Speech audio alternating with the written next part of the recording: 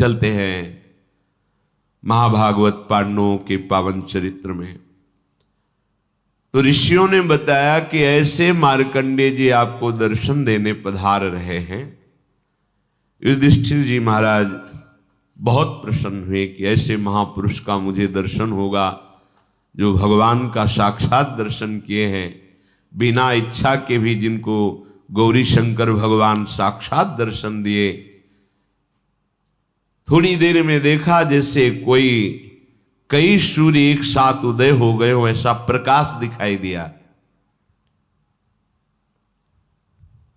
उस समय आश्रम पूरा तेज से उद्दीप्त हो गया और पुरातन महर्षि श्री मार्कंडेय जी का ही वो तेज था।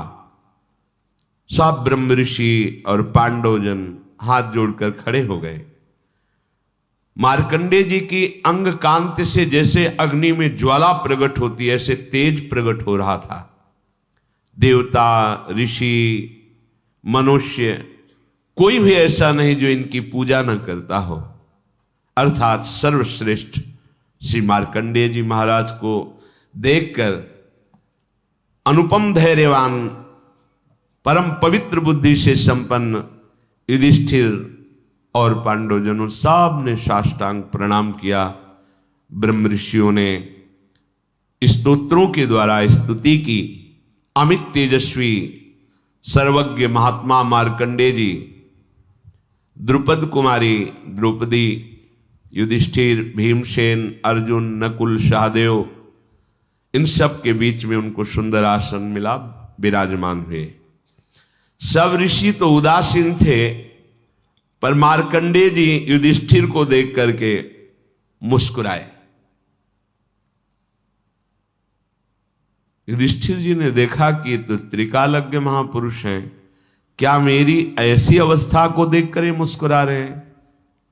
ऐसा तो नहीं होता। संतों को स्वभाव होता है कि दुखी को देख करके उनको दुख का अनुभव होता है।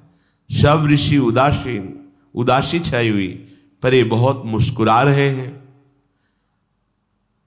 तो उन्होंने कहा कि हे महामहिम, ये जितने तपस्वी ब्रह्म ऋषि जन हैं मेरी अवस्था देखकर संकुचित हैं और दुखी हैं, पर आप मेरी ओर देख करके प्रसन्न मुद्रा में मुस्कुरा रहे हैं, इसका क्या कारण हो सकता है?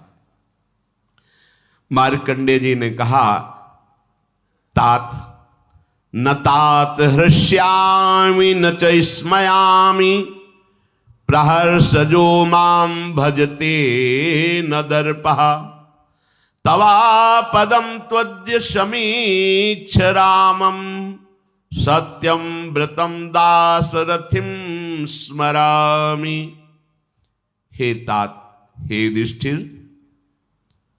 मैं कभी हर्षित नहीं होता, इसलिए मुझे शोक कभी स्पर्श नहीं करता। मैं अखंड प्रसन्नता से युक्त रहता हूं, मेरा मुख सदैव प्रसन्न रहता है।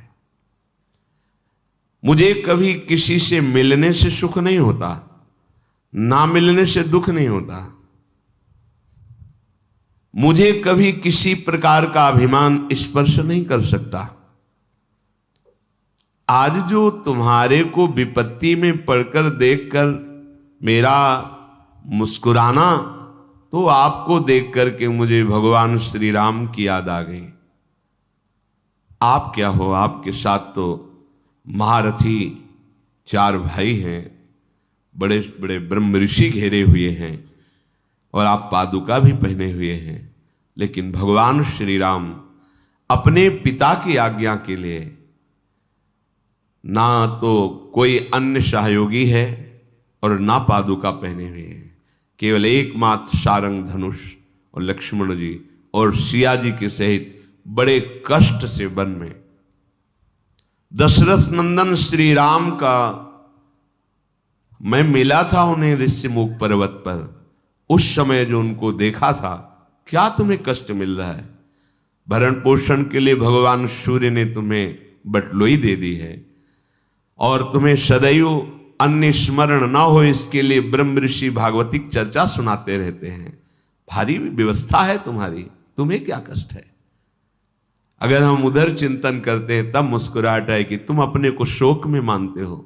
स्वयं भगवान हो करके 14 वर्ष का वनवास, विशेष उदासी, कभी किसी नगर में नहीं गए, पादुका भगवान ने नहीं पहने। उन श्री रामचंद्र जी का स्मरण करके मेरे मन में प्रसन्नता हुई और मैं मुस्कुरा रहा हूं कि तुम्हें शोक नहीं करना चाहिए। ऋषिमुख पर्वत पर उनके दर्शन हुए थे और उनसे वार्ता भी हुई थी। दशरथ नंदन श्री राम सर्वथा निष्पाप थे, यमराज के भी नियंता और दानों के नाशक उन महात्मा श्री राम ने केवल अपने पिता की आज्ञा पर 14 वर्ष का वनवास स्वीकार किया। जो युद्ध में अजेय हैं उनको संपूर्ण भोगों का त्याग करके कष्टमय वन में निवास करना पड़ा। इसलिए अपने को बलशाली समझकर किसी को कभी भी अधर्म नहीं करना चाहिए, और जो धर्म से चलता है तो कितना भी कष्ट मिले कभी दुखी नहीं होना चाहिए, क्योंकि स्वयं भगवान ने वनवास स्वीकार करके दिखाया है। कुंती नंदन, ये हम तुम्हें समझाने आए हैं कि तुम सदैव सत्य पर और धर्म पर चलो। सारे सद्गुण तुम्हारा वर्ण किए हुए हैं। तुम साधारण प्राणी नहीं हो, इसलिए तुम्हें दुखी या सुखी नहीं होना चाहिए। दुखी सुखी होना साधारण प्राणियों का लक्षण है। असाधारण स्थिति प्राप्त करने के लिए भगवान आदेश करते हैं, सुख दुखे समे कृत्वा लाभा लाभौ जया जयो। सुख दुख में समान रहो, लाभ हानि में समान रहो, और विजय और पराजय में समान रहो, तो तुम असाधारण स्थिति को प्राप्त होगे। कोई कार्य हुआ, पूरा हुआ, नहीं हुआ, जैसे श्री जी की इच्छा, प्रयास हमारा, लाभ हुआ या हानि, समान भाव। हम धर्म से चल रहे हैं, हम ठीक से चल रहे हैं, कोई निंदा करे या स्तुति करे, जय हो या पराजय हो, सुख हो या दुख हो, यह अध्यात्म मार्ग के पथिक का स्वरूप है। यदि तुम ऐसा चलोगे तो तुम्हारा यश और तेज सूर्य के समान संपूर्ण जगत में फैल जाएगा। महानुभाव नरेश, तुम कभी अपनी प्रतिज्ञा को मत तोड़ना और कष्ट साध्य साधनों का वर्ण करके कभी उससे दुखी मत होना।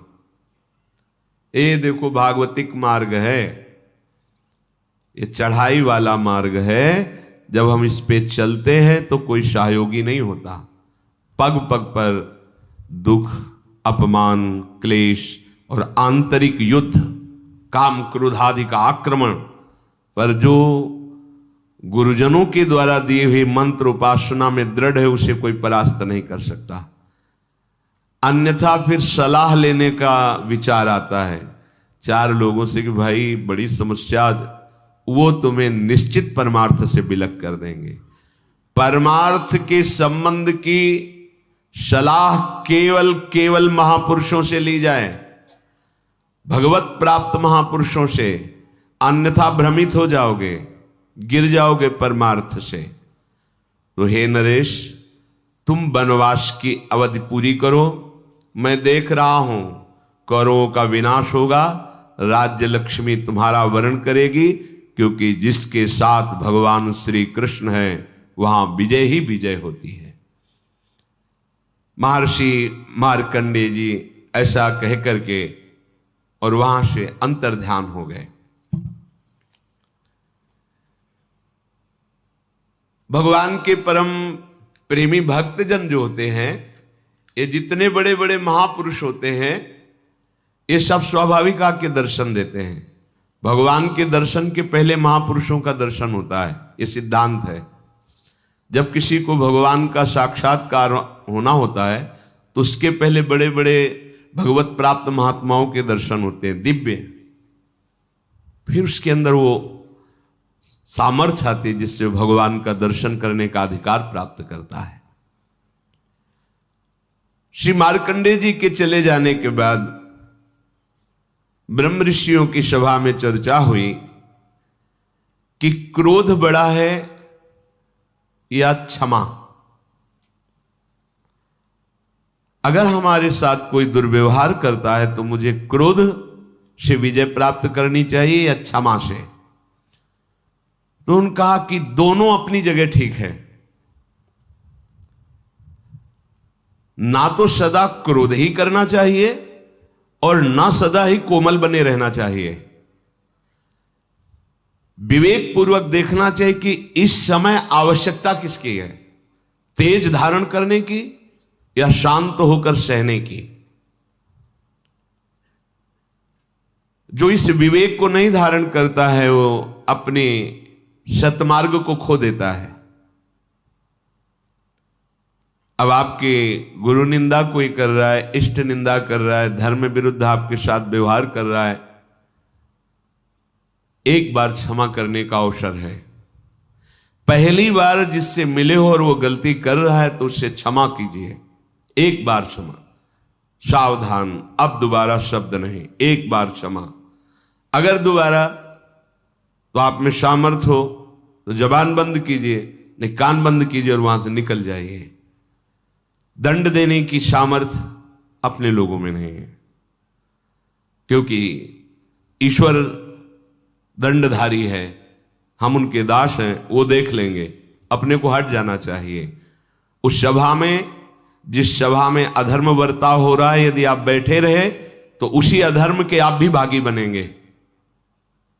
जिसमें संत निंदा हो रही, भगवत निंदा हो रही है, अगर वहां आप चुपचाप बैठे हैं, विरोध नहीं कर रहे हैं, तो वही पाप आपको भी लगेगा जो निंदा करने वाले को लगेगा।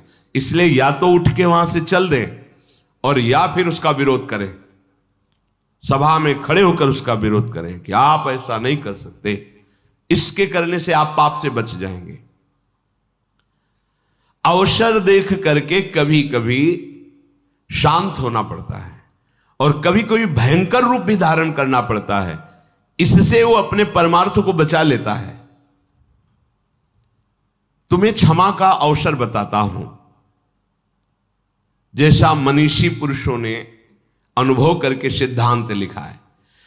जिसने कभी तुम्हारा एक बार उपकार किया हो जीवन में, बड़े से बड़ा अपराध बन जाए तो उसको एक बार माफ कर दीजिए,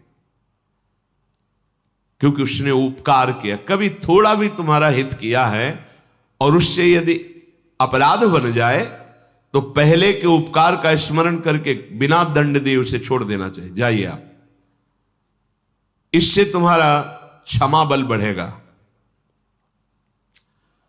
जिससे अनजान में अपराध हो गया है आपके साथ, उसे पता नहीं था, उसको क्षमा कर दीजिए।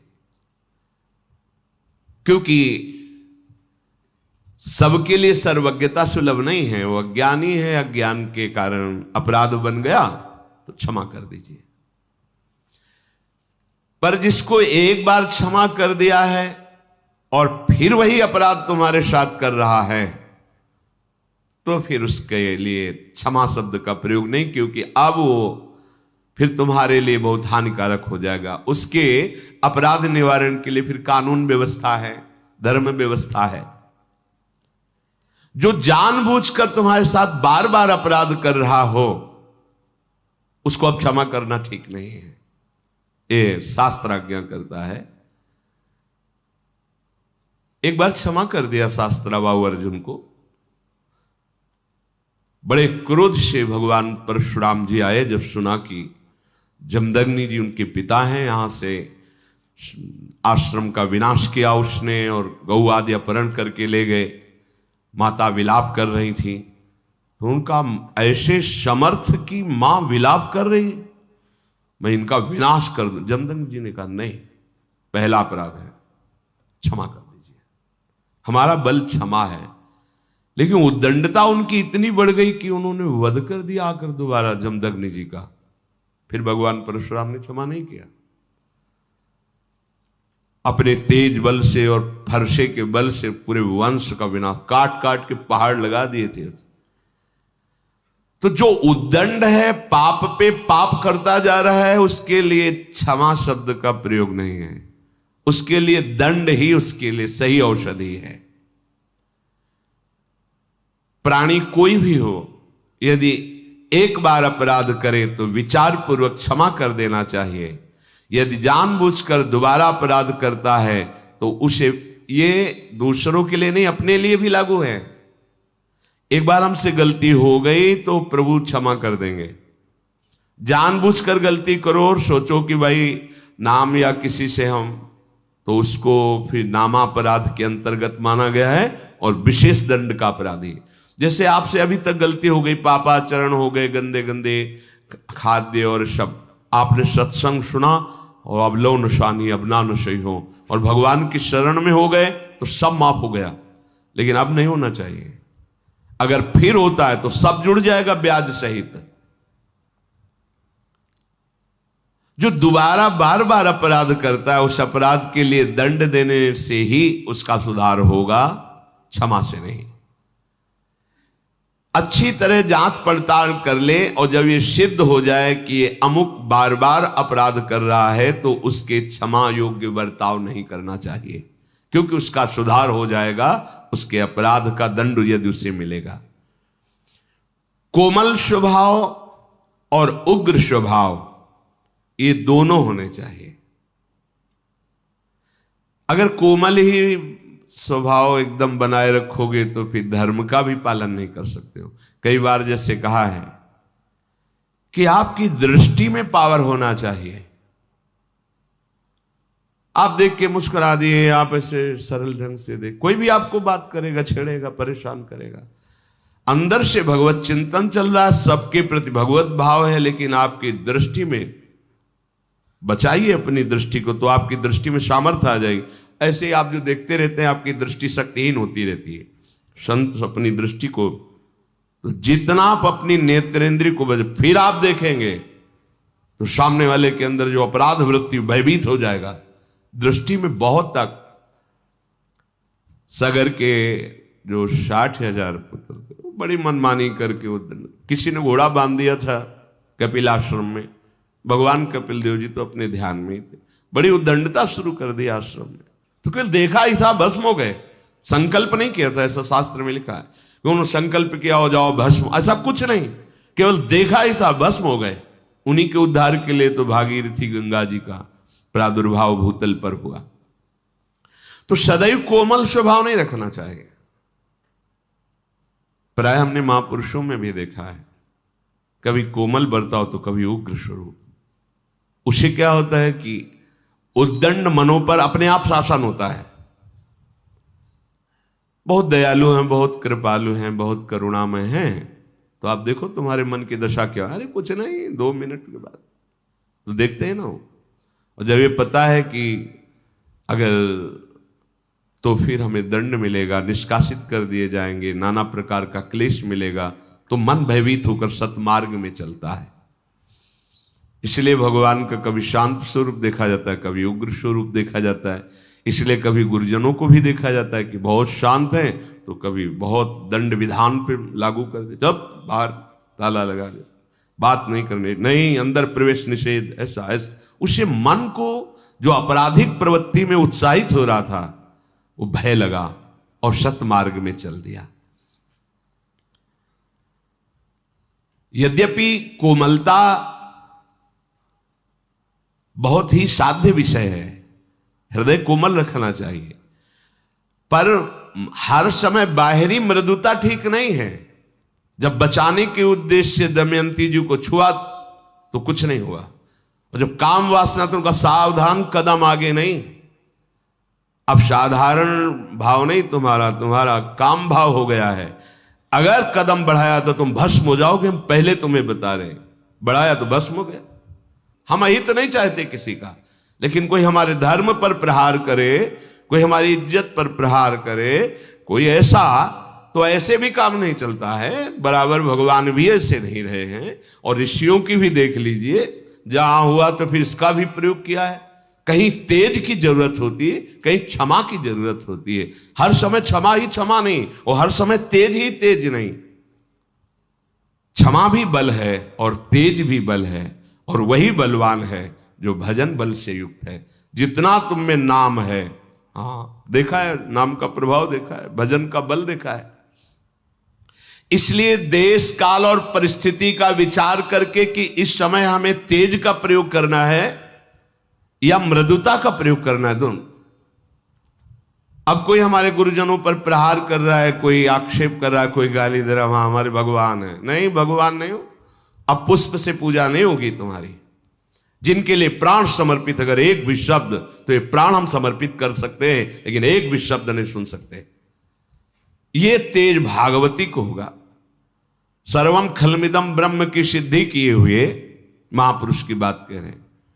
एक भैरव सिद्ध करने वाला कपाली तांत्रिक भगवान शंकराचार्य जी के पास आया और कहा, महाराज आपके लिए देह तो मिथ्या है। कहा, परम सत्य। तो फिर आपकी गर्दन उतार ले जाए, हमारे सिद्ध काम में आएगी। आप जैसे ब्रह्म ऋषि की अगर परम पवित्र खोपड़ी से जो हम करेंगे तो भैरव सिद्ध हो जाएगा। बोले, हाँ हमें कोई परेशानी, आप उतार सकते हो, पर अभी उतारोगे तो बहुत से शिष्य हैं, बाधा पहुंचा देंगे। प्रातः 4 बजे ब्रह्म मुहूर्त में आना, हम इस पीपल के नीचे ध्यानस्थ होंगे और तुम गर्दन उतार ले जाना। सत्य बोले, कोई ऐसा नहीं कि कोई प्लानिंग, कुछ नहीं, ब्रह्मस्वरूप। जैसे दधीचि ऋषि से देवताओं ने प्रार्थना की कि आपकी अस्त्रियों से जो अस्त्र बनेगा उससे वृत्तासुर मारा जा सकता, अन्यथा नहीं। शांत हो गए, अपने प्राणों को ब्रह्म में स्थित करके छोड़ दिया शरीर को। और उनके परम पावन दिव्य तपोमयी अस्थियों से वज्रादि बड़े अस्त्र बने, जो अमोघ अस्त्र कहे गए। तो प्रातः 4 बजे वो कपाली भगवान शंकराचार्य जी की गर्दन उतारने के लिए जब आश्रम में प्रवेश हुआ तो स्वामी नरसिंहाश्रम जी ब्रह्मबोध सर्वम खलमिदम ब्रह्म, इसकी सिद्धि प्राप्त किए हुए महापुरुष गंगा से हुंकार मारी और दौड़ पड़े, और गुरुदेव के नजदीक नहीं पहुंचा, उठाकर पटक दिया, फाड़ दिया, जैसे नरसिंह भगवान ने हिरण्यकश्यप को फाड़ दिया उसको। हर समय क्षमा की जरूरत नहीं है, हर समय तेज की भी जरूरत नहीं, अत्यंत आवश्यक है। जहां धर्म जा रहा हो वहां प्राण जाना श्रेष्ठ है, धर्म जाना नहीं। जहां हमारे पूज्य आराध्य देव गुरुदेव का कहीं कोई किसी भी तरह से, वहां हमारे प्राण समर्पित होना परम धर्म होगा, ना कि वहां क्षमा। हां, हमें कोई कष्ट दे रहा है तो एक बार हम विचार करके प्रथम अपराध को क्षमा से उसे उस अपराध से मुक्त करेंगे। लोक में यदि उद्दंडता करने वाले पापी को क्षमा ही करते रहा जाए तो बहुत लोगों को भय प्रदान करेगा। इसलिए कानून बना है, उसे कानून को समर्पित करें, क्योंकि जो दुष्ट स्वभाव वाले जन होते हैं ये भय के द्वारा ही ठीक होते, क्षमा के द्वारा नहीं ठीक होते। कोई ऐसी बिरली घटनाएं होती हैं जो क्षमा से उनका परिवर्तन हो गया कि मैंने अपराध किया, इन्होंने क्षमा किया, उसका हृदय परिवर्तन हो गया। तो इसलिए महाराज आप सदैव क्षमा का ही आश्रय न ले। युधिष्ठिर से कहा कि आप सदैव क्षमा का ही आश्रय न ले। क्रोध, अगर इसको आप बार बार ही उत्तेजना में लाते रहेंगे तो ये क्रोध आपकी उन्नति को नष्ट कर देगा। दोनों बातें देखना है। ये जान लीजिए कि लोक और परलोक दोनों का नाशक क्रोध है।